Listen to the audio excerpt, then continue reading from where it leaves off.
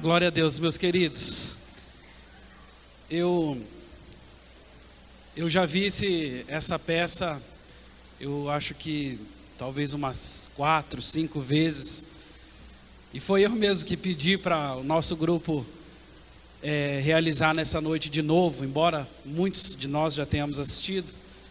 Porque eu penso que essa representação, ela nos faz exatamente pensar sobre o que está acontecendo no mundo aí fora, sobre essa realidade espiritual da qual eu e você fazemos parte, mas que ao mesmo tempo também, muitas vezes, distraídos pela vida, distraídos pelas circunstâncias, distraídos talvez pelas coisas, pelo momento,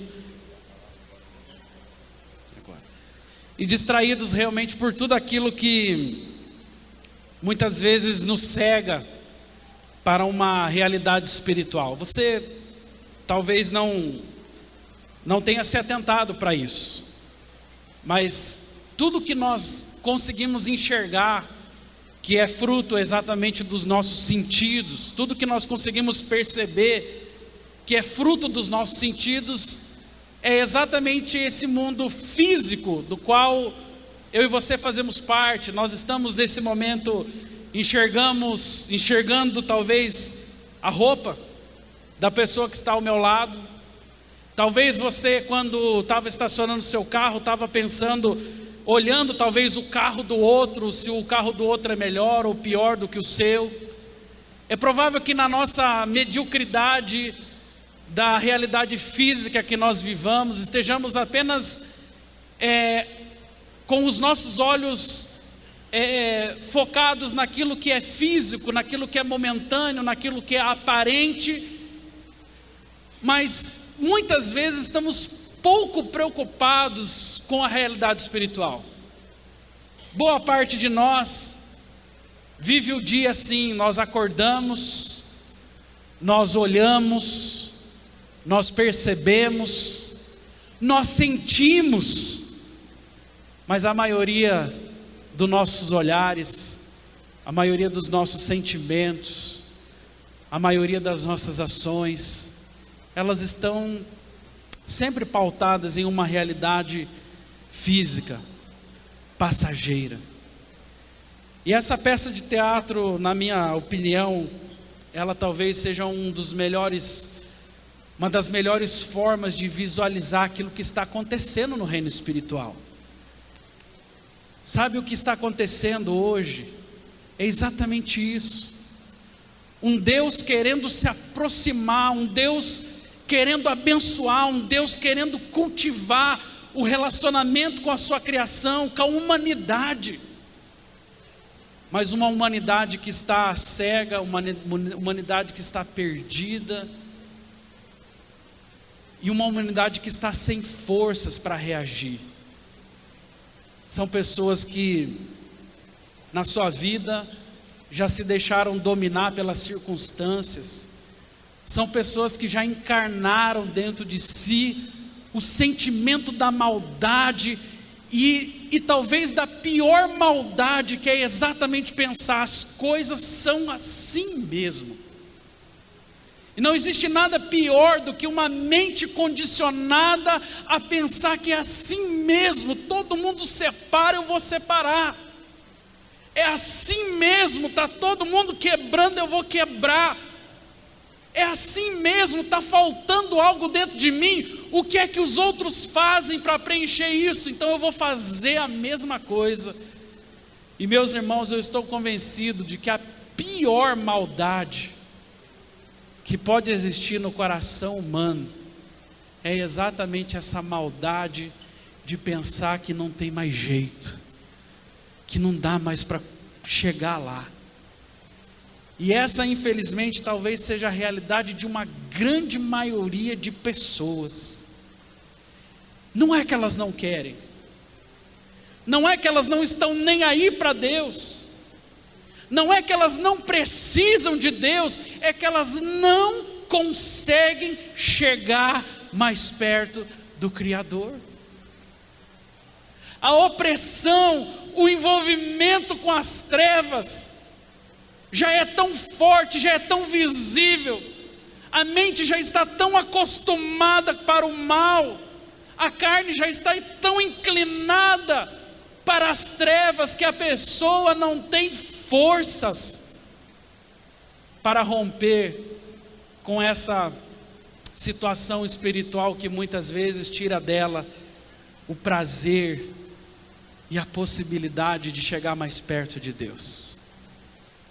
E tudo que nós, com o nosso sentimento cristão, mais conseguimos fazer é dizer: que dó daquela pessoa. O máximo que eu e você muitas vezes conseguimos fazer para refletir sobre aquilo é ter pena. Que pena daquela família estar sendo destruída. Olha que dó. Que pena daquela criança. Você viu, com 13 anos aquela menina engravidou. Que pena daquele menino. Olha, eu conheci os pais dele, eu conheci a família dele, agora olha só que tragédia, com 15 anos está nas drogas. Irmãos, nós somos uma geração que infelizmente tem uma facilidade imensa para terceirizar o serviço do amor.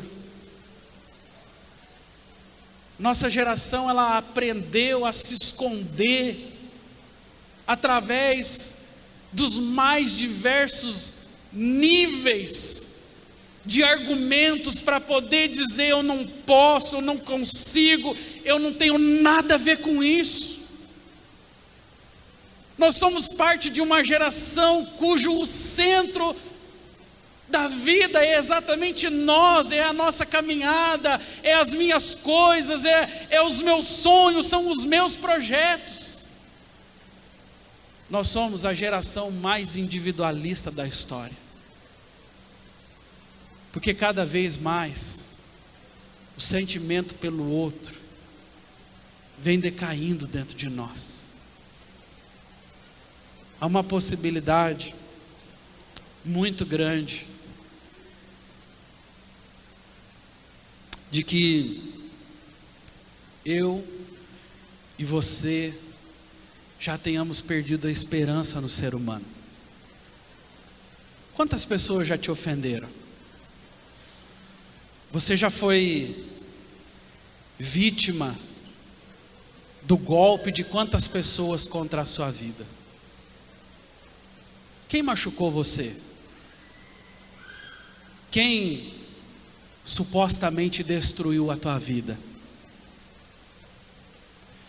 A maioria dos nossos argumentos para poder dizer que nós não acreditamos mais no ser humano são exatamente fruto das nossas experiências com o ser humano. Logo, uma pessoa machucada, ela tem uma tendência, ao invés de superar aquela ferida na sua alma, para poder superar, ela machuca outro. Uma pessoa traída, ao invés de ter dentro do seu coração o perdão que vem dos céus, e ao invés de exatamente entender o propósito divino para a relação humana, uma pessoa traída, ela tem uma tendência muito grande a trair. Mas por que isso? Porque dentro da mentalidade mesquinha do ser humano, mal se vence com mal. Ah, é? Fizeram isso comigo? A minha mãe me ensinou, o meu pai me ensinou: nunca leve desaforo para casa. E nós fomos cultivando, irmãos, ao longo de toda uma história, um relacionamento com o ser humano, no qual ele muitas vezes se torna o nosso maior inimigo. E eu vou dizer uma coisa para vocês: por mais que nós leiamos, entendamos e compreendamos a palavra, quando nós estamos no calor das nossas emoções, quando por algum motivo nós fomos exatamente afetados por aquela flecha, nós estamos inflamados do mal, dificilmente nós lembramos que muitas vezes é o diabo que está agindo por trás daquela pessoa. Por isso a palavra fala que as armas da nossa milícia não são o quê? Carnais, mas poderosas em quem? Em Deus. Eu olho para o ser humano como o meu maior adversário. Eu olho para o meu irmão como aquele que me fez mal, como aquele que me traiu, aquele que me feriu, aquele que me machucou.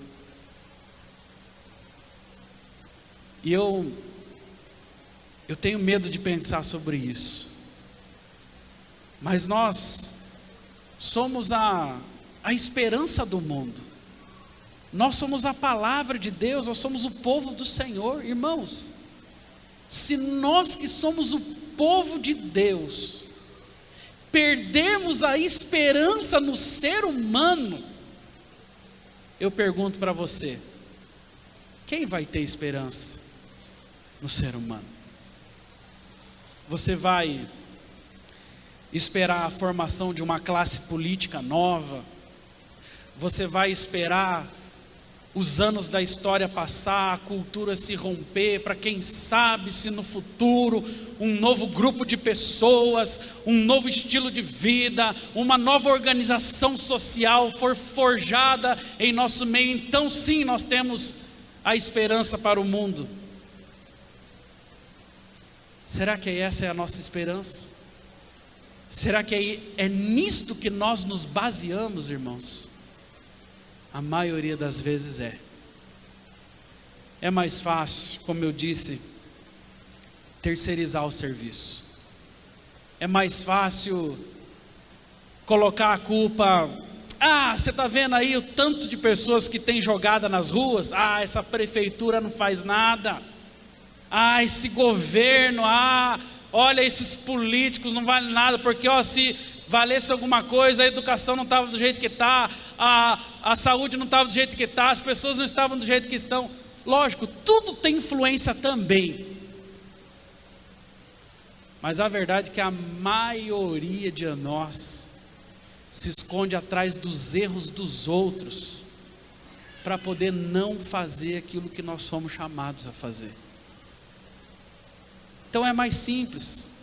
Para que é que eu vou comprar uma briga? Por que eu vou iniciar uma discussão? Não, eu vou junto com as pessoas.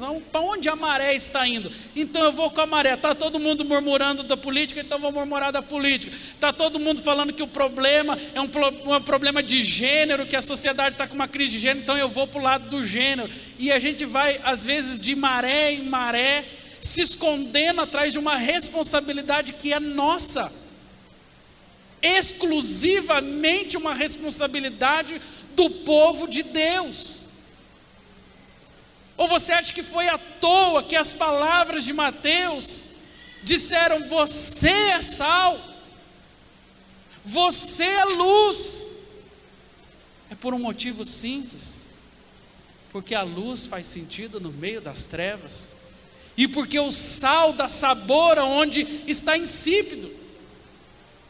Então não existe nenhuma teoria que possa explicar a minha e a sua participação na sociedade, senão aquela que diz mais ou menos assim: eu e você somos diferentes por isso mesmo, porque somos a esperança, porque somos parte de um povo que não foi chamado ontem, não foi chamado a semana passada, não tem um mês de experiência. Nós somos parte de um povo que foi chamado desde a criação,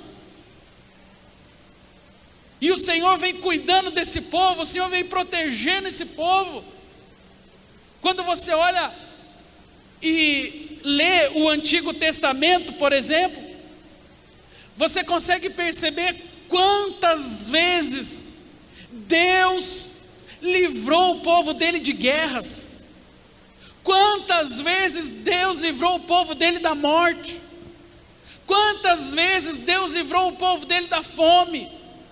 Quantas vezes Deus cuidou, Deus separou, Deus proveu para o seu povo? E nós achamos que isso é à toa? Jamais, irmãos.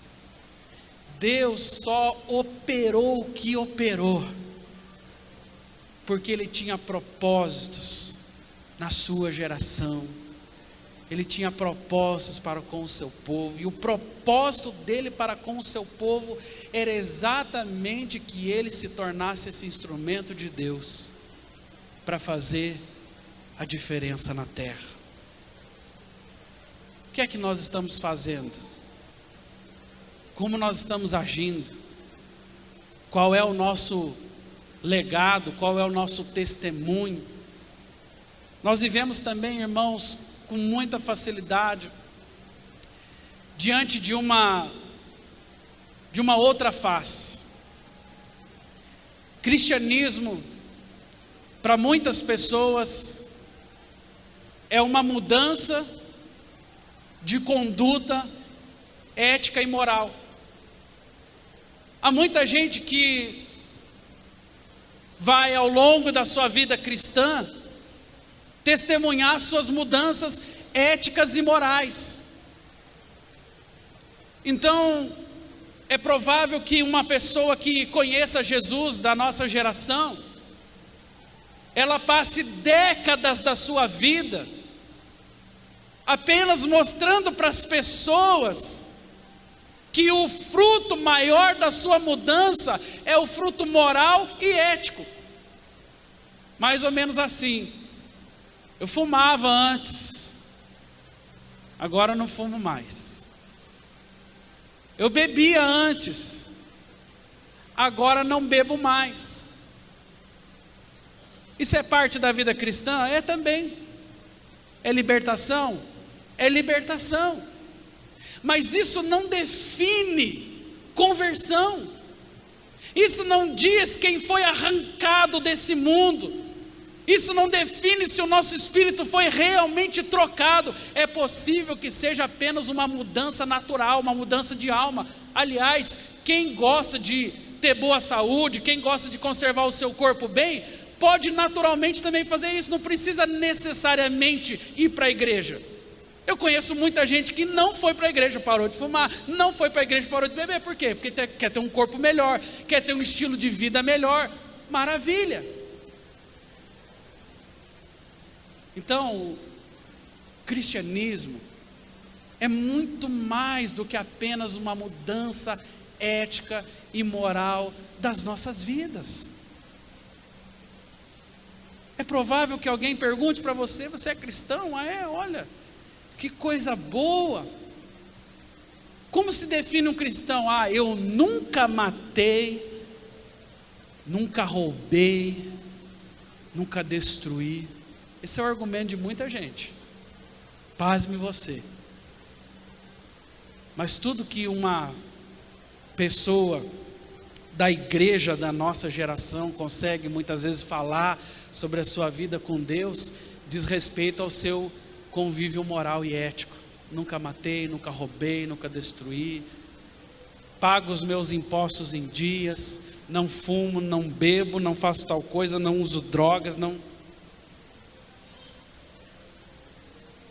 Será que isso é suficiente? Será que isso evidencia, irmãos, será que isso evidencia Cristo em nós? Não. Definitivamente não. Estou tentando lembrar qual foi uma frase que eu usei semana passada, mas eu acho que foi mais ou menos assim. Estava falando sobre a prática do bem, mas era uma frase que falava assim, que sonegar o bem é tão ruim quanto praticar o mal. Porque tem gente que fala assim: não, eu estou com a minha vida em dia, pastor, está tudo certo. Eu sou um bom vizinho, eu dou cesta básica para os meus funcionários. E aí essa aparência moral de bom cidadão, de qualidades éticas e tudo mais que nós temos, nos faz muitas vezes exatamente nos esconder atrás de uma máscara que não existe, porque no fundo, eu estou querendo arrumar uma justificativa, porque vai que alguém pergunta se eu sou bom, eu falo que eu sou bom, eu dou cesta básica. Vai que alguém pergunta se eu sou bom, eu falo, eu sou bom, está aqui os meus impostos, eu pago todos. Vai que alguém pergunta se eu sou uma pessoa coerente, então está aqui. Aí eu quero provar para as pessoas que eu sou bom, que eu sou ético, que eu ando certinho, que eu tenho um papel de cidadão perfeito na sociedade. Mas isso é só uma maneira de muita gente se esconder do chamado de Deus. Por isso, enquanto muita gente se orgulha em dizer quanto é bom, quanto faz a vida certinho, tem outras que estão morrendo por falta de palavra, por falta de conselho, por falta de amor, por falta de relacionamento, por falta de uma mão que impõe sobre a cabeça e ora ordenando libertação, por falta de uma mão que está sobre o lar declarando cura, declarando restauração. Então, tão ruim quanto fazer o mal, tão ruim quanto o não matarás, que está lá em Êxodo capítulo 10, é exatamente sonegar o chamado de Deus para as nossas vidas. Na parábola do bom samaritano, está lá aquele homem descendo a cavalo como quem vai a Jericó, e um outro estava lá derrotado por salteadores, estava lá sangrando, estava lá machucado, jogado ao chão. Sacerdote levita, a Bíblia diz, passa de largo. Sobra para quem? Um homem samaritano, um homem que vai de alguma forma naquele momento intervir naquela causa e poder ajudar aquela pessoa que estava quebrada, que estava machucada, que estava arrebentada. Irmãos, tão ofensivo quanto o não matarás, que estavam nas tábuas da lei, é a sonegação da ajuda às pessoas. Você pode ter a melhor qualidade ética e moral, pode pagar os seus impostos em dias, pode se orgulhar de ser um dizimista fiel, pode se orgulhar porque nunca matou, nunca roubou, nunca fez mal, tudo bem. Mas tão ruim quanto nunca fazer o mal é nunca fazer o bem. Nós achamos que, pastor, eu não faço mal, está tudo certo. Está tudo errado. Não fazer o mal ofende a Deus tanto quanto, aliás, fazer o mal ofende a Deus tanto quanto não fazer o bem. É uma moeda com duas faces. Ou nós entendemos que precisamos ir em direção ao perdido, ou vamos ficar a vida toda se justificando, como fizeram muitos daqueles publicanos, como fizeram muitos daqueles fariseus. Eles se justificavam na lei. Irmãos, nós não nos justificamos na lei, nós somos a geração da graça, da misericórdia. Por isso a palavra de Deus fala: com a mesma medida com que tiveres medido, vos medirão também. Por isso a palavra, ela nos orienta a exatamente fazer para com aqueles o que Cristo fez conosco, Hoje pela manhã eu lia no nosso circuito 4x4, de graça recebestes, de graça dai. Quanto você tem recebido? Quanto Deus tem abençoado? Quantas vezes Deus tem tido misericórdia, mas pisa no teu calo para ver. Pisa na tua unha inflamada, encravada para ver. Logo você age com raiva, com ódio. Eu vou matar ele. Irmãos, de graça nós recebemos. De graça ele nos abençoou. Não tem mérito nenhum na nossa salvação. É pura graça, é puro favor, é presente de Deus. Pare de se orgulhar atrás dessa vida correta que você tem, porque correto mesmo é fazer o bem, que na verdade não é mais do que a obrigação de aquele que serve a Deus, mas também ir em direção ao perdido. Nós somos um povo chamado para fazer o bem. Ótimo. Atos dos Apóstolos fala: Jesus percorria todas as cidades fazendo o bem. Se Jesus fazia isso e nós somos imitadores de Jesus, então precisamos andar por todos os lugares fazendo o bem. Diga-se de passagem, fazer o bem não é mais do que a obrigação daqueles que servem a Deus. Ter uma vida moral e ética coerente na sociedade não é mais do que a minha obrigação, não apenas como cristão, mas também como cidadão. Pagar os meus impostos em dias é ótimo, é importante, necessário, é bom testemunho para a minha vida, mas nada disso me isenta do meu chamado, de colocar os olhos em Deus para poder ter esperança no ser humano.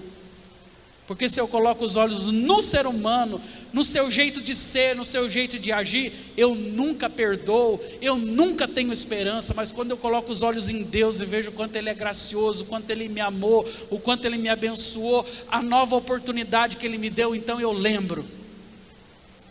Esse ser humano que me ofende, esse ser humano que faz mal para a minha vida, aquele homem que me roubou, aquela mulher que me traiu, aquela pessoa que me fez mal, é alvo do amor de Deus exatamente como eu. Por isso, o grande segredo, meus irmãos, para nós olharmos para esse mundo com compaixão, é aprendermos a olhar primeiro para o Pai, aprendemos a buscar primeiro o nosso Senhor. Busque a face de Deus, e você vai se encontrar com um ser humano na sua essência, e você vai conseguir amar até aquele que te ofendeu.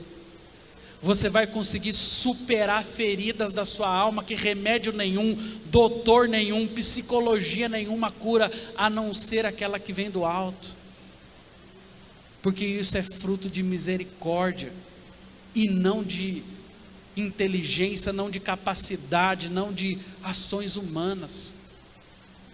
É por isso que o autossuficiente, ele não tem o Senhor como Deus da sua vida, porque para ele, não, eu sou um cara já que vou sempre na igreja, eu sou uma pessoa que eu tenho uma vasta experiência cristã. O meu avô, o meu bisavô foi da igreja, e eu fui da igreja há muitos anos, e eu aprendi tudo. É por isso que o autossuficiente nunca se submete, nunca vai numa escola dominical, nunca participa de uma célula, nunca se envolve com o perdido, por um simples motivo: dentro do coração dele, o que fala mais alto é a arrogância, de achar que ele é melhor, porque não, os coitadinhos lá que foram para as drogas, aqueles coitadinhos lá que foram, aqueles lá sim merecem Deus, aqueles lá precisam de Deus, eu não.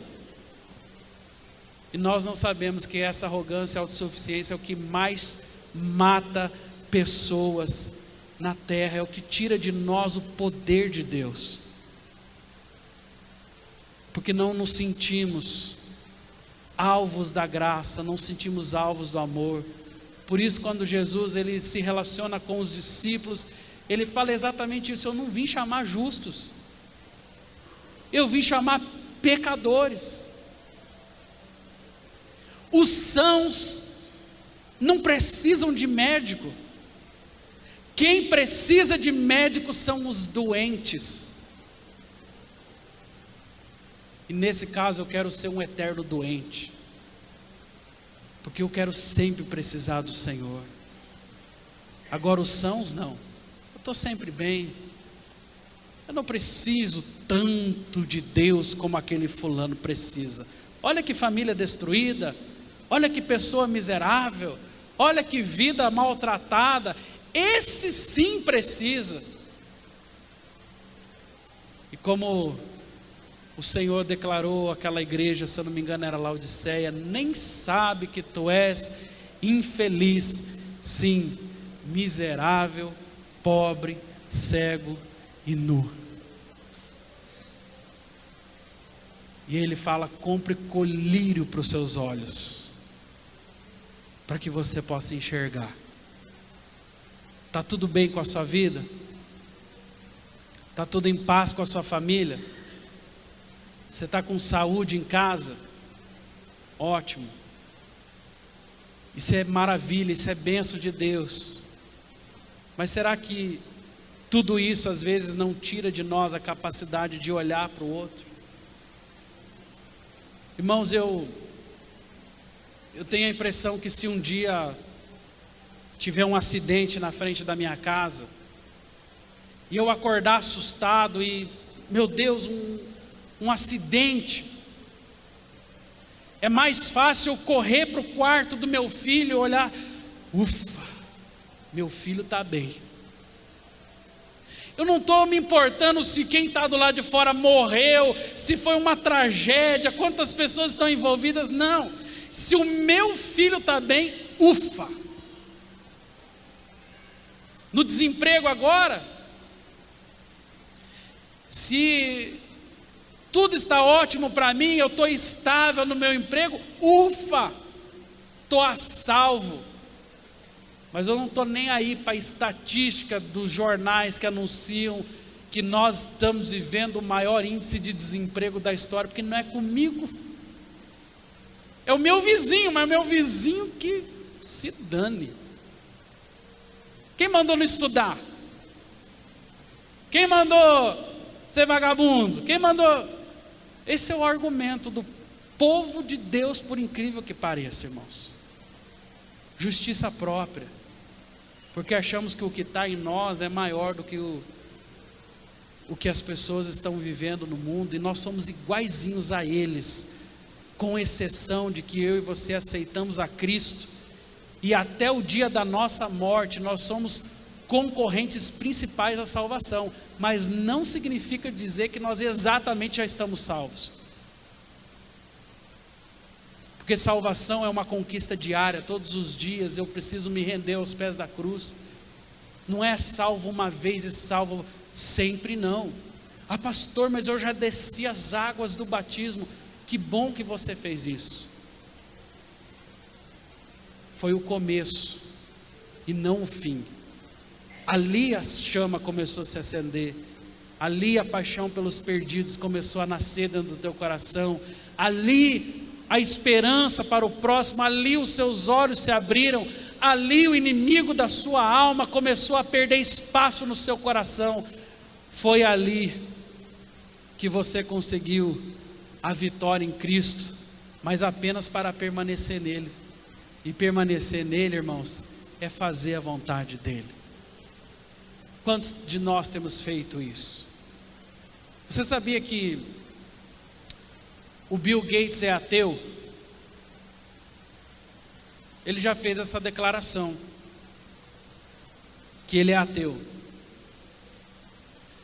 De 2004 a 2016, o Bill Gates investiu quase 40 bilhões de dólares em ação social. Investiu no próximo. Quase 40 bilhões de dólares de 2004 a 2016. Eu li isso. Um ateu. Não acredita em Deus. Não acredita nesse negócio de esperança, esse negócio de amor, esse negócio de salvação, esse negócio de eternidade. Não acredita em nada disso que nós acreditamos. Se um ateu investiu parte da sua fortuna em pessoas, se um ateu investiu parte da sua fortuna em pessoas, o que nos isentaria, irmãos, da responsabilidade de investirmos cada vez mais no ser humano? A maioria de nós, quando fala de casa de paz, por exemplo, de célula, tem gente que engasga, porque na hora que ele pensa numa célula, numa casa de paz, ele está pensando no tapete da sala dele. Mas vai que aquela pessoa vai com aquela botina cheia de barro na minha casa. Vai que ela leva aquela criança que gruda chiclete debaixo da cadeira da minha cozinha. Vai que aquelas crianças faz xixi na minha horta. É nisso que nós estamos pensando, irmãos. Eu não estou pensando em salvação. Eu não estou pensando em cura. Eu não estou pensando em mudança de vida. Eu estou pensando em tapete, eu estou pensando em cadeira, eu estou pensando em ambiente. Quando fala de célula, de casa de paz, tem gente que arrepia. Mas por quê? Porque não teve um encontro verdadeiro com Cristo. Porque o encontro verdadeiro com Cristo me leva em direção ao outro, me empurra as pessoas. Essa coisa de, eu amo Deus, mas não gosto de pessoas. Não dá, a Bíblia fala, se você diz que ama Deus, mas não ama o seu irmão, a palavra fala o quê? Que você é mentiroso.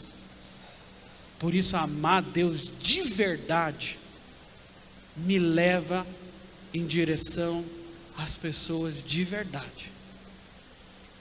Se você tem esse discurso que ama a Deus, ame o seu próximo, cuide dele, não corra do chamado, porque é pior, Deus cobra, e um dia nós vamos ver quanto nós perdemos, investindo as nossas vidas em coisas e não em pessoas.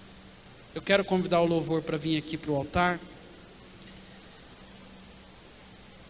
E eu queria convidar você a ficar em pé. O meu iPad apagou aqui, eu não sei que horas são.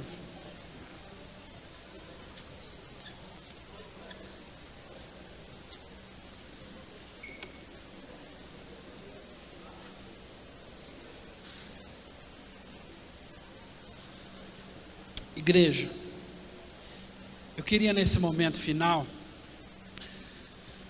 fazer um apelo para você. Eu gostaria muito que você saísse do seu lugar e você se juntasse aqui com a gente. Você pode fazer isso? Vem pertinho aqui da gente, nós vamos orar junto, vamos orar coletivo. Sai do seu lugar rapidinho aí.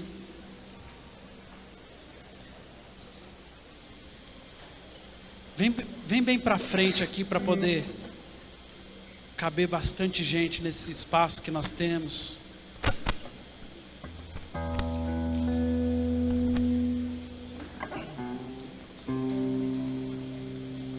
Irmãos, o nosso maior medo é que a igreja, como vocês viram aqui naquela peça de teatro primeiro, seja uma igreja morta. O nosso maior medo é que nós sejamos apenas um movimento de religião. Um dia fizeram a pergunta para o John Wesley, que é o fundador da igreja metodista: John Wesley, você não tem medo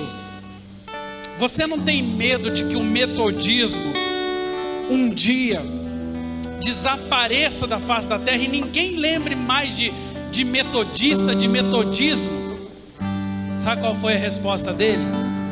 Ele falou assim: ó, eu não tenho medo que o metodismo desapareça, mas eu tenho medo que os metodistas se tornem uma religião fria e sem vida. Essa foi a resposta dele, porque ele era um homem sábio, ele era um homem de Deus, porque ele tinha no coração dele a experiência da conversão. E irmãos, não tem coisa pior, não tem coisa pior para a igreja do Senhor do que ser uma igreja fria e vazia. Se você for na Europa hoje, e tem muita gente que gosta disso, tem esse sonho, né? Eu vou lá na Europa conhecer aquelas igrejas catedrais que são as igrejas históricas. Irmãos, eu nunca fui para a Europa, nunca tive esse privilégio de fazer uma viagem internacional, mas pessoas que foram me contaram que foi uma decepção. Aquelas igrejas históricas de homens mártires, de homens que pagaram um preço, que revolucionaram uma geração, se tornaram um museu. Tem lá a escrivaninha, tem lá o altar com uma toalhinha que você não pode tocar nele, porque é museu. Não tem vida, não tem pessoas. Eu tenho um amigo que é pastor na Inglaterra, trabalhei com ele 4 anos em São Paulo, e ele um dia veio para o Brasil fazer um casamento, e eu fui perguntar para ele como que é essa experiência de ser missionário lá na Inglaterra. E ele me contou algumas experiências que me chocaram. Ele falou: sabe, quando eu cheguei lá na igreja, não tinha culto mais. Eu falei: mas como assim? Qual que era o momento? A igreja tinha aberto uma porta do lado que ela servia a comunidade. Então assim, era um bazar de roupa usada, que as pessoas iam lá e... Que bom que a igreja estava fazendo isso, porque isso é parte da nossa ação cristã. Mas o nosso legado maior é a palavra, é a presença de Deus. As pessoas, elas são curadas, libertas, quando a palavra é viva e está no coração das pessoas. E ele me contava muito decepcionado. Hoje é só uma instituição social, não tem pessoas, as pessoas não são apaixonadas por Deus. Aquela geração toda que tinha, ela foi morrendo, ficou os irmãos mais idosos, os anciões, mas aquela geração não trouxe os filhos, não trouxe os netos juntos, e hoje está tudo morrendo. Você que é pai, você que é mãe, você que é avô, você que é avó que está aqui hoje, talvez você pense que a maior responsabilidade sua, não, se eu for lá, fizer o meu papel cristão, tá ótimo. Não. O que mede o nosso sucesso espiritual, irmãos, é quantas gerações a fé que existe em nós hoje vai alcançar. Porque nós queremos estar bem. Se Deus me der o que eu preciso, se Deus me curar, se Deus me libertar, se Deus fazer na minha vida, se Deus me der um emprego, se Deus me der uma casa, está tudo ótimo. Aí o filho não importa, o neto não importa, o bisneto não importa. O legado que está em nós da palavra de Deus é o mais importante, irmãos. Se a fé que está no meu coração não consegue ser transmitida nem para o meu filho, o que dirá das próximas gerações? Eu não sei quanto tempo eu tenho, você não sabe quanto tempo você tem. E a tua geração, e os teus filhos, e os teus netos, eles vão conhecer a Deus, eles vão ter experiência com o Senhor. Porque se hoje Deus te der o emprego, está tudo bom. Se hoje Deus curar você, está tudo bom. A nossa fé é muito mesquinha, muito limitada. Ela não consegue enxergar a outra geração.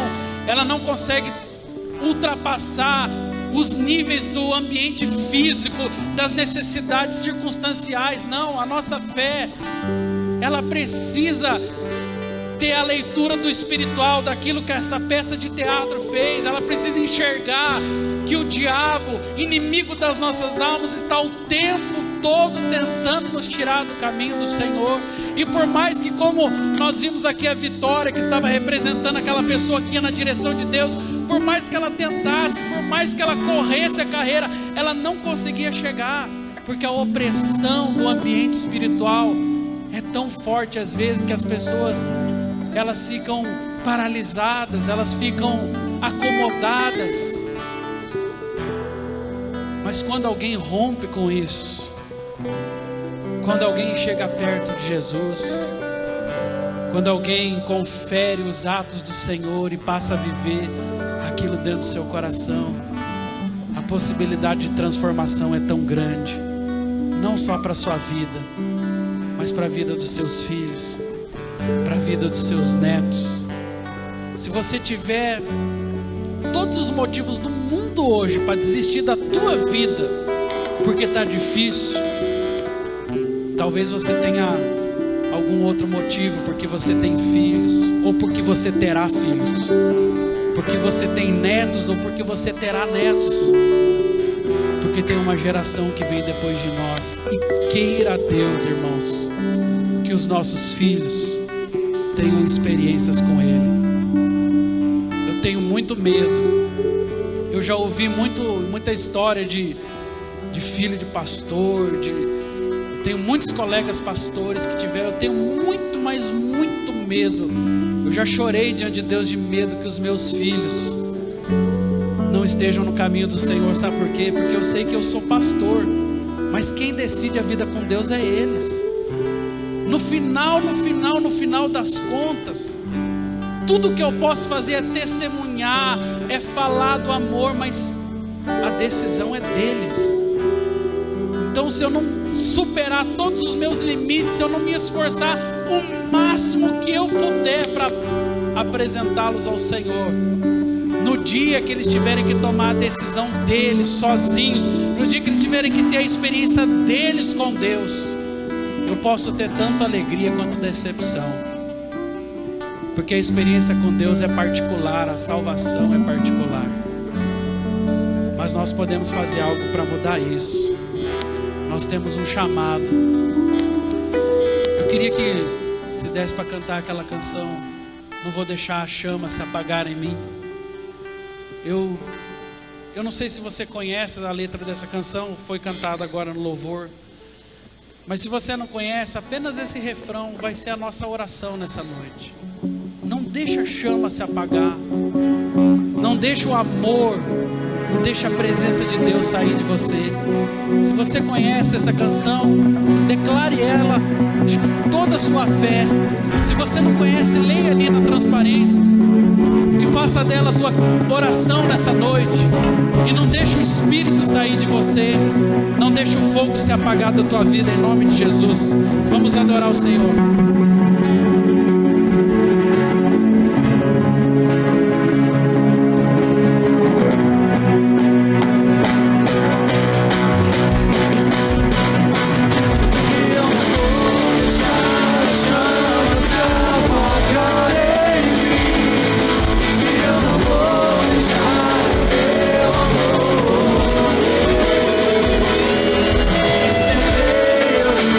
Senhor,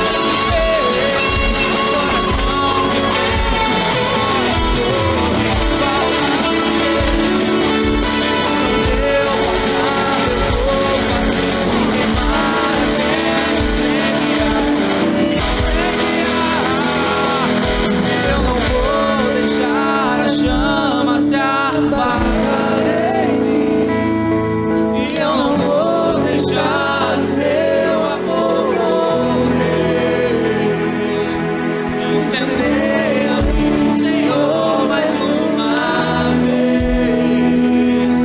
Eu quero me apaixonar outra vez, e eu não vou deixar a chama se apagar em mim, e eu não vou deixar o meu amor morrer. Incendeia-me, Senhor, mais uma vez.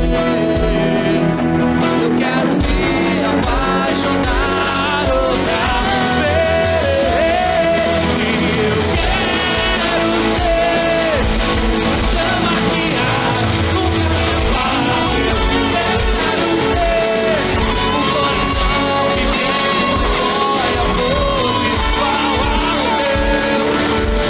Por onde eu passar eu vou fazer queimar até incendiar, incendiar. Eu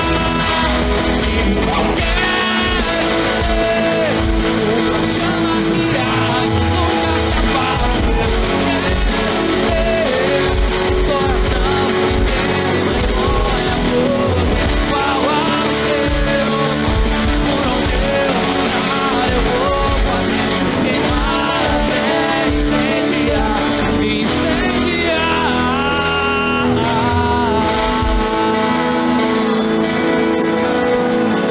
Deus,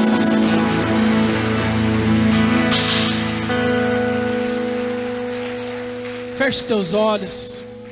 Pai, nós estamos encerrando, Pai, esta reunião. Logo mais, ainda os nossos irmãos que estão participando do acampamento vão retornar para a chácara. Ainda terão hoje algumas atividades, Senhor. Outros irmãos meus vão para suas casas, alguns vão lanchar em algum lugar, outros estarão com amigos, com familiares. Eu não sei qual é o destino da grande maioria aqui, mas Pai, nesse momento final eu quero profetizar, Pai, que a letra dessa canção, eu não vou deixar a chama se apagar em mim, ela possa superar o limite do culto, Senhor, que não seja apenas aqui dentro, mas seja lá fora, que a chama que está sobre o nosso coração, ela possa ir conosco para nossa casa agora, ela possa ir conosco para a lanchonete que alguns vão lanchar, ela possa ir conosco, Senhor, para aqueles que vão para a chácara, Senhor. Deus, seja qual for o nosso destino, eu profetizo que a chama não vai se apagar, Senhor, que a nossa geração, Pai, ela vai te conhecer, vai te amar, Senhor, e ela vai querer que os seus filhos, que os seus netos, ó Pai, que todos façam parte dessa mesma história, Pai. Agora, em nome de Jesus, Deus, eu profetizo, Pai, que, ó Deus, as hostes de Satanás não têm poder sobre o teu povo, Pai, que nesses dias de carnaval, quando a televisão está contaminada, Senhor, quando a rua está contaminada, quando os nossos olhares, Senhor, eles podem captar coisas malignas, Pai, em nome de Jesus, eu profetizo a cobertura do sangue do Senhor sobre o teu povo, Pai, e o teu povo vai desligar a televisão, Pai, e abrir a palavra de Deus, Senhor. O teu povo, Deus, vai desligar o celular, Pai, vai desligar os entretenimentos, eu profetizo, e vai dobrar o seu joelho para te buscar, Senhor. E quando todos, ó Pai, estiverem vencidos pela carne, Pai, quando o mundo estiver, ó Pai, esgotado pela carne, Pai, o teu povo viverá em espírito, ó Pai. Eu profetizo televisão sendo desligada, celular sendo desligado, eu profetizo ambiente de disciplina, de oração, de leitura da palavra e a revelação do Senhor sobre o teu povo. Pai, também quero colocar, Deus, como oração, as casas de paz. Senhor, nós estamos tão perto desse desafio que invadirá as trevas, Senhor.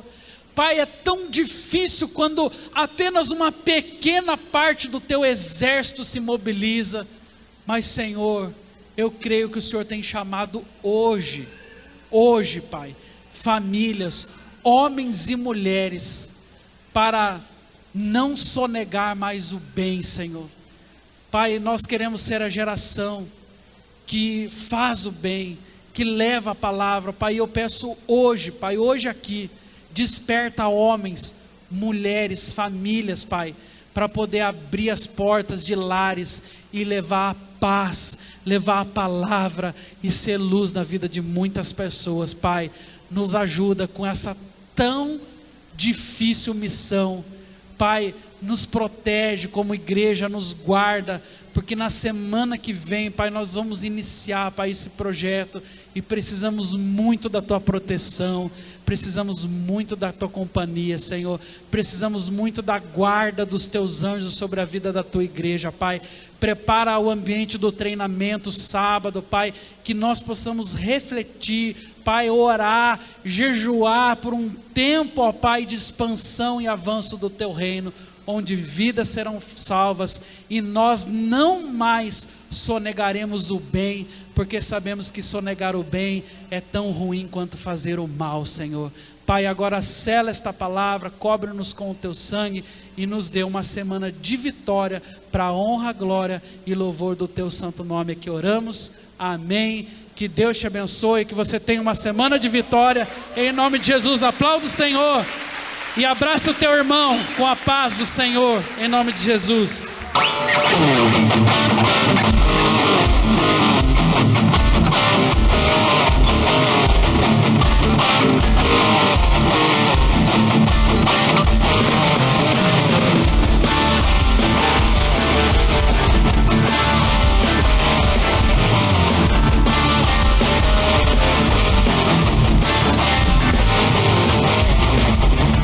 Novo caminho para andar, novo sonho para sonhar.